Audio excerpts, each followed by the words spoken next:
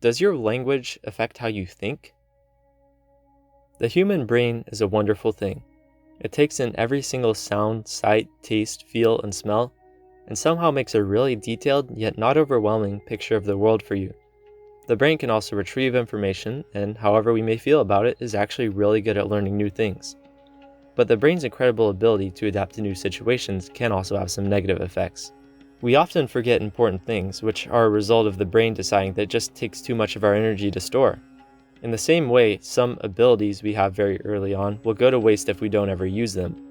If you've tried to learn a new language before, you might have run across sounds or letters that are hard to distinguish. For example, I struggle to differentiate these Korean sounds 그, 그, and also these Hebrew characters. But native speakers would have no trouble distinguishing those since they've been using them their whole life. With this in mind, it isn't very hard to see how the language you speak could affect deeper areas of your life, like what parts of stories you pay attention to, or even if you can perform simple arithmetic.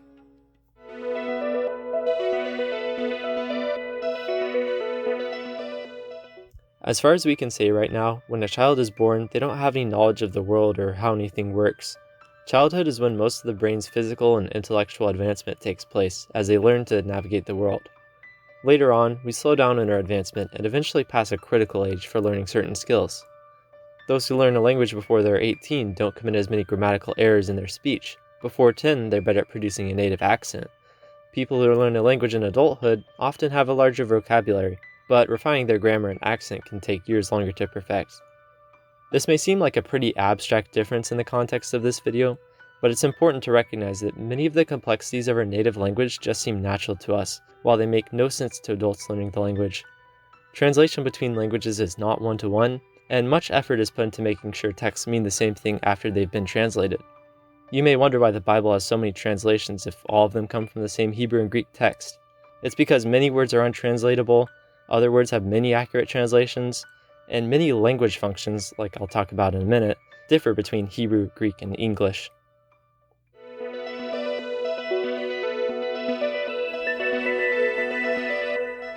Something that English doesn't, but many other languages do, is assigning gender to pretty much all nouns, even ones that don't appear to us to be a specific gender. It doesn't seem immediately obvious why they do this, but by doing it, nouns are categorized in a way that brings clarity to otherwise confusing situations. Most languages that do this tend to agree on the gender of each noun, but there are always exceptions, words that are a different gender based on the language being used. One example is the word key, which is masculine in German but feminine in Spanish. So does gender affect how Spanish and German speakers see keys? According to a 2003 study by Boroditsky, Schmidt, and Phillips, it's very possible. In the study, the researchers chose a set of words that had opposite genders in Spanish and German, and then asked the speakers to describe them afterward. According to the study, German speakers described keys as hard, heavy, jagged, metal, serrated, and useful, while Spanish speakers said that they were golden, intricate, little, lovely, shiny, and tiny. In another study, English speakers, who indicate how something moves but not where it moves in the main verb, and Greek speakers, who do the opposite, were asked to watch a video clip and describe it afterward, with their eye movement being monitored. The study found that Greek speakers tended to focus more on where objects were moving, and English speakers tended to focus more on how they were moving. However, when they weren't asked to describe it afterward, both groups followed similar eye patterns. These two studies seem to suggest that language is something that has to be accounted for when taking information from the world.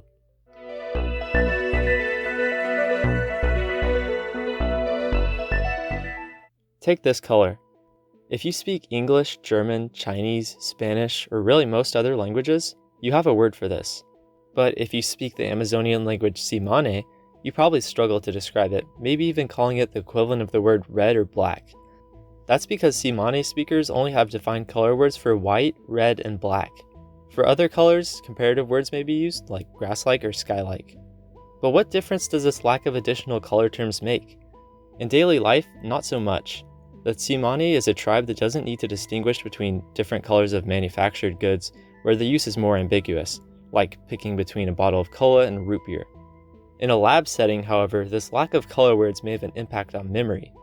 A similar tribe language, Burinmo, which only has 5 dedicated color terms, has been thoroughly investigated in the past few decades.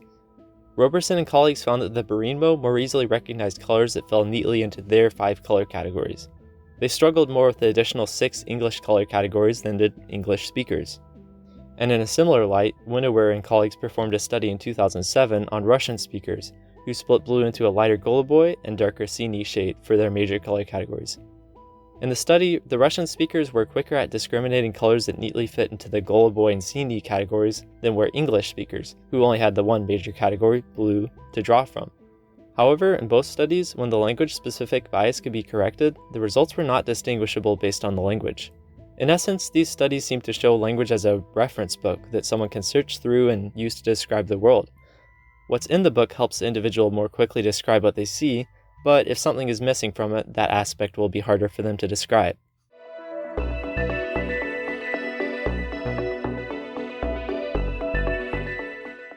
Do you ever find yourself saying you're going to leave the past behind, you're looking to a new future, or that the end of this is right around the corner?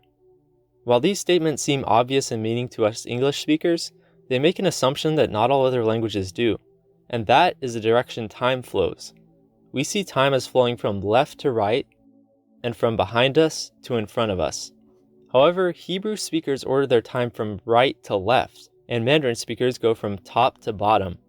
These systems match the direction Hebrew and Mandarin speakers write, and there may be some correlation there. But disregarding writing direction, speakers of the Aymara language order their events with the past in front and the future behind them, and that's completely in conflict with most other time systems. For the previous statements I mentioned in English, the Aymara may instead say they're leaving the past before them and moving back toward the future. I know, it's confusing for me too. But the Aymara word for the past naira literally means eye or sight, and their word for the future kipa means back or behind. The past can be seen, but the future can't, so the system actually makes intuitive sense. The time models from the Aymara, as well as from Hebrew and Chinese, are characteristics of the language itself, based on how they physically order their writing or what physical space they view time as existing in. So there isn't just one way to treat time. The difference in time systems seems at least to be a difference in perspective.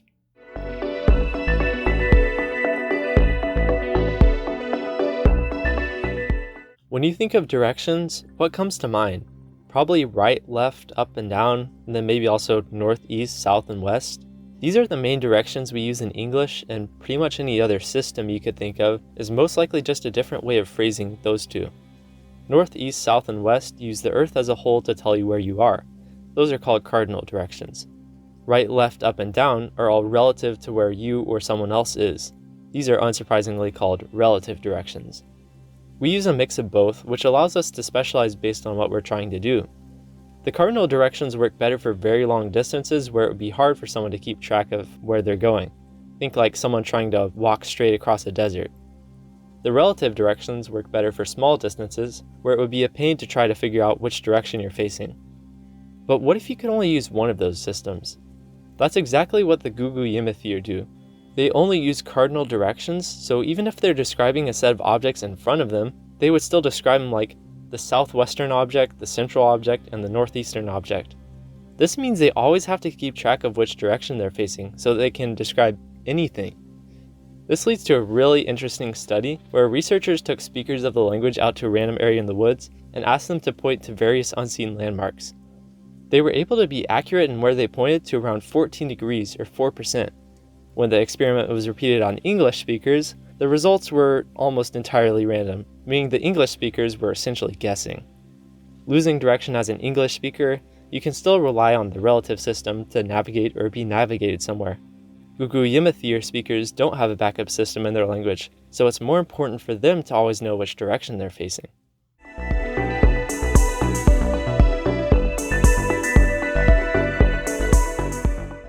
If one element of language on the planet has become standard, it's our numbering system. More specifically, the Hindi-Arabic numeral system, which our characters 0 to 9 descend from. Almost every country and person in the world uses this system, even if other systems are present, such as in China.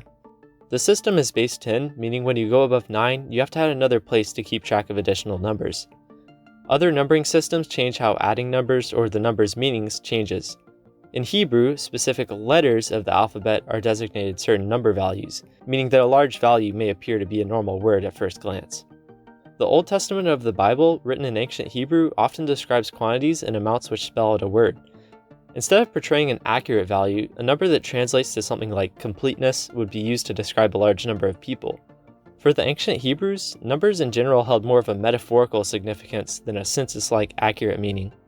Of course, there are many other numbering systems which are used around the world, so let's glance at a few now.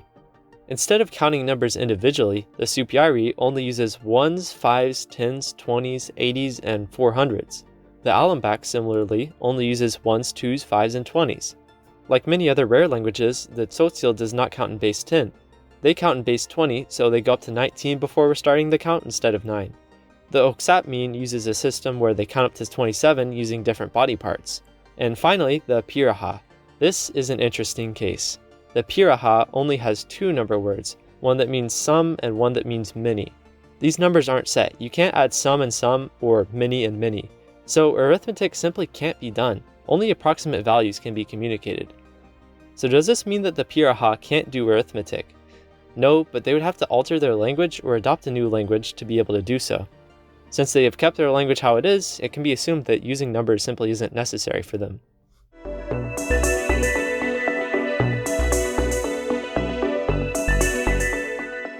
The examples I've provided today have been mostly cases from individual languages, but as a whole they give us insights into how different languages can be. Languages develop in different ways, and their respective families don't all treat everything the same. Whether it be through how they treat syntax, colors, time, direction, numbers, or some other aspect of their language, it should be apparent by now that there are sometimes many correct ways to solve a problem. So do those differences constitute thinking differently? In my opinion, yes, to an extent. I'm not going to argue that some languages unlock new ways of thinking or hinder other ways, because that would be an incomplete picture of it. Rather, I would say that since different languages treat certain aspects of language differently, learning a new language helps you become aware of what you've always thought there was just one solution for. Stephen Levinson, a researcher on this topic, describes language as running quite different structure on the same device. In essence, it's only an additive process. No language is better, but more languages is better. So to finish this off, let's give our opinions a little test. You probably heard of the novel 1984 by George Orwell. In it, the language Newspeak was created with the goal of reducing thought to reduce free will and increase control. Similarly, in the novel Anthem by Ayn Rand, the word I was removed from language to reduce individuality. So would these languages actually accomplish their goals? In my opinion, they would, but they would only work because of the influence from culture and society, not language. It's impossible to simply remove an individual's sense of self with language unless other stronger factors are also at play. That's just my opinion though, and I encourage you to explain yours in the comments. I hope you enjoyed. See you soon.